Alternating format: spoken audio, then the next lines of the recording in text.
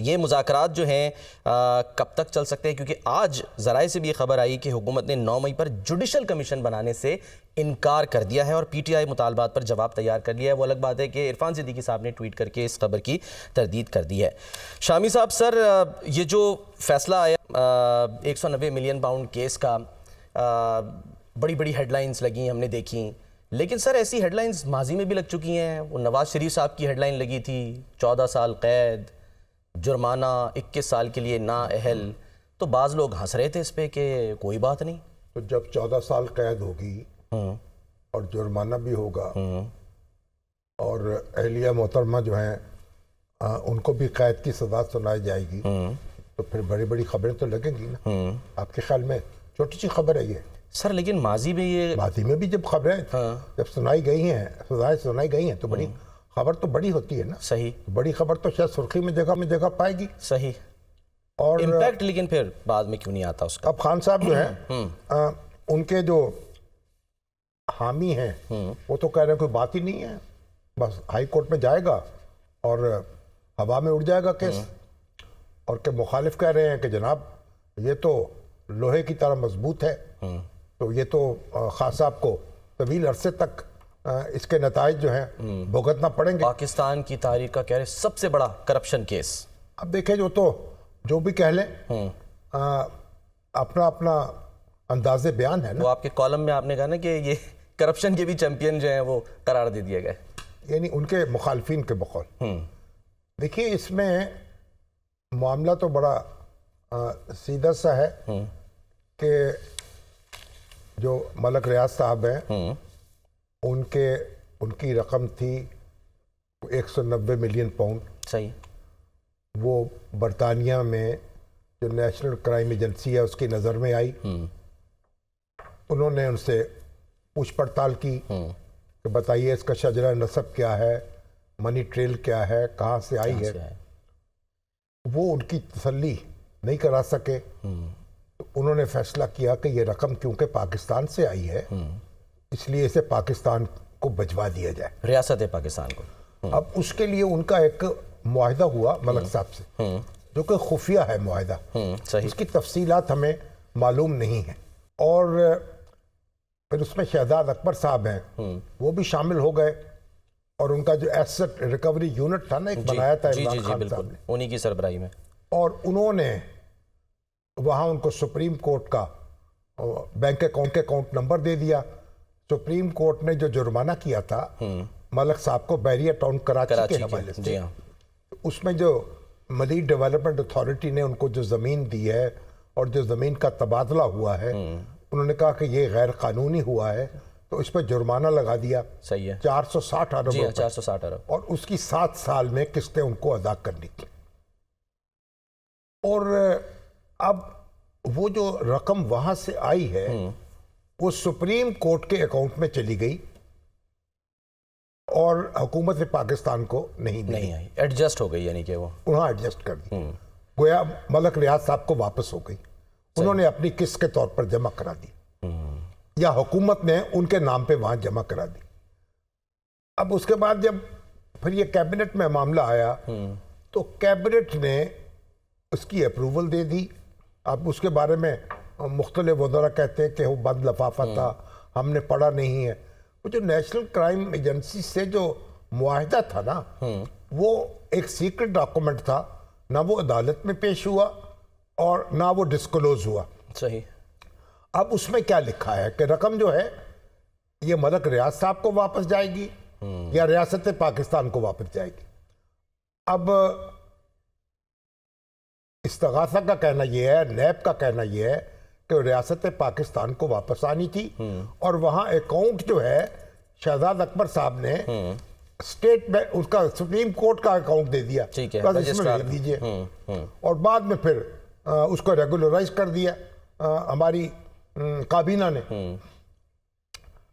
अब एक दावा और किया जा रहा है पीटीआई की तरफ से, वो कहते हैं कि ये लंदन की एक अदालत में ये मामला तय हुआ। एक मलक साहब की जो वीज़ा की मनसूखी है उसके खिलाफ अपील उन्होंने दायर की, तो वहाँ ये बात आई कि ये पैसा जो था मलक रियाज को वापस हुआ है और ये इसलिए सुप्रीम कोर्ट के अकाउंट में आया है। अच्छा, मगर ये जो दावा मौक़िफ़ था, ना तो ये अदालत के सामने पीटीआई के वकील ने पेश किया और ना ही वो कोई अदालत का फैसला, बरतानवी अदालत का फैसला वहाँ ज़ेर समात आया या ज़ेर बहस आया। बहरहाल अब ये उनको सज़ा हो गई कि जनाब ये पैसा जो था वो हुकूमत पाकिस्तान के अकाउंट में जमा होना चाहिए था, रियाज साहब को वापस कर दिया और सुप्रीम कोर्ट में जमा हो गया। इसलिए इन्होंने बेकायदगी का इर्तिकाब किया और उसके एवज में ये ज़मीन हासिल कर ली। ये आपके अल कादर ट्रस्ट जो है, यूनिवर्सिटी जहाँ बनी है, हाँ जी, और वो ताबीर भी फिर मलिक साहब ने करा के दी। उसमें मेरा ख्याल को काफ़ी करोड़, कितने करोड़ खर्चा आया उसके ऊपर, मेरा को 68-67 करोड़ रुपए सारे उसमें खर्च आए। यूनिवर्सिटी की ज़मीन की खरीदारी हुई, फिर उसके बाद इमारत बनी, फिर उसे फर्निश किया गया और वो सारे पैसे जो थे मलिक रियाज साहब ने फराहम किए। सही। अब पीटीआई का कहना यह है कि इसमें हुकूमत पाकिस्तान को कोई नुकसान नहीं पहुंचा। रकम जो थी सुप्रीम कोर्ट के अकाउंट में गई और बाद में वो सूद के साथ वापस आ गई। सुप्रीम कोर्ट ने उसे हुकूमत पाकिस्तान को दे दिया, तो इसलिए सरकारी खजाने को कोई नुकसान नहीं पहुंचा।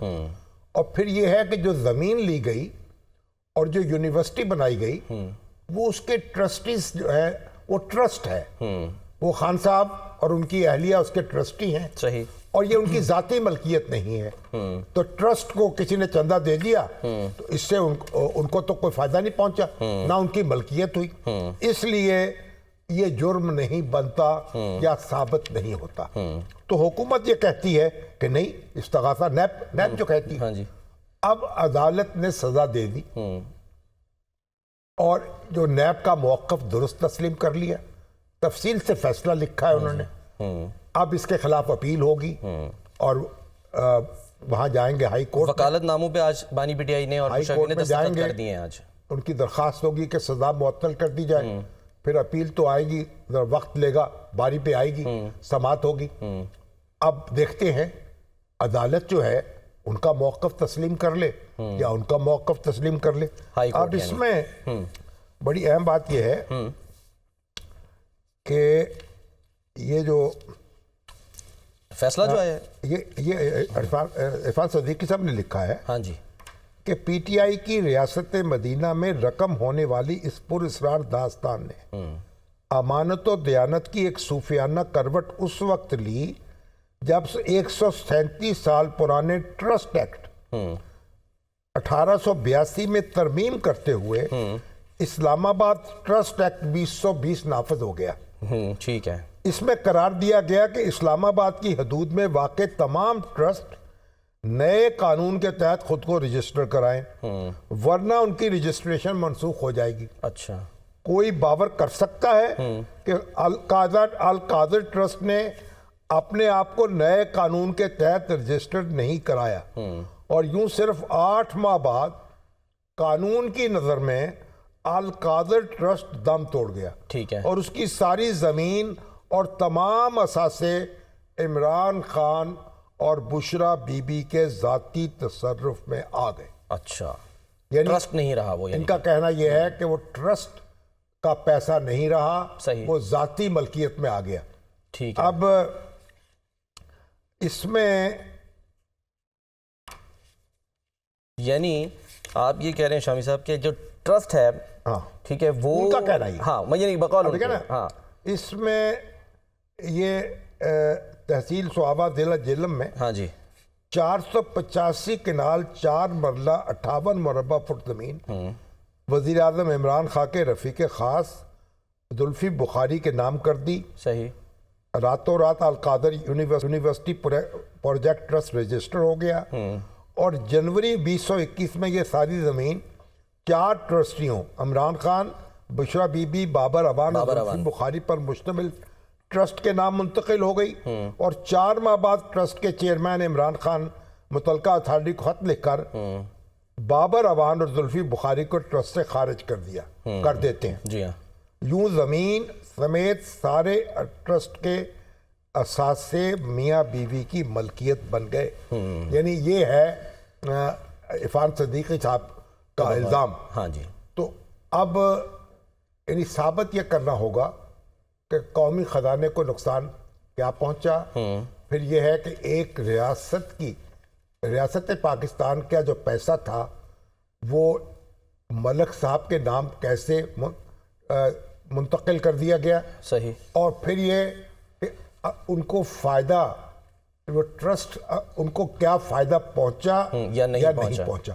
अब ये सारे सवालात हैं जो अब एपेलेंट कोर्ट में तय होंगे। ठीक है, हाई कोर्ट यानी कि जिसे हाई कोर्ट में अगर हाई कोर्ट ने, देखिए दलाइल तो सारे मौजूद हैं, अगर हाई कोर्ट ने खान साहब के वकला के मौक़िफ़ से इत्तफाक कर लिया तो खान साहब बरी ज़िम्मा हो जाएंगे। और सर इंटरिम रिलीफ भी मिल सकता है कोई, यानी कि इंटरिम रिलीफ तो ये मिलेगा उनको।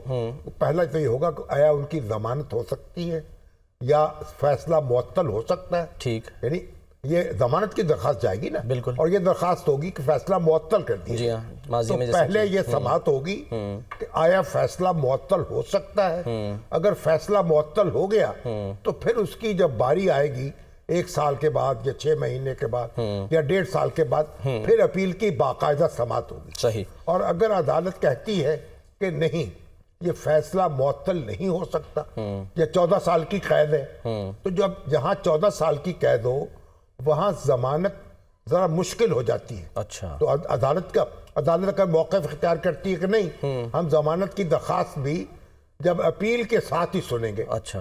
तो ये अब सारी बातें अदालत की सवाबदीद पर हैं। तो हमारे यहाँ जो इंटरप्रिटेशन है ना कानून की जी, उसमें तो फिर बड़ी गुंजाइश होती है ना। हमारे यहाँ देखा 5 स्कूल्स ऑफ थॉट है ना फिका में। बिल्कुल। फिका हनफिया, फिका शाफिया, हाँ जी, फिका जाफरिया, अम्बली फिका, हाँ। और फिर मालिकी फिका, हाँ जी, और फिर जाफरी फिका। हाँ जी। तो आप अब 5 स्कूल्स ऑफ हैं और उसमें एक एक मामले में तलाक में, निकाह में इख्तलाफ पाया जाता है। सही है। मसलन एक इमाम मालिक कहते हैं कि वली जो होता है लड़की का वली, उसकी मर्जी के बगैर निकाह नहीं हो सकता। अच्छा, सही। यानी वालिद है या उसका कोई और जो गार्डियन है, ठीक, लड़की और लड़का जो है वो निकाह नहीं कर सकते वली की मर्जी के बगैर।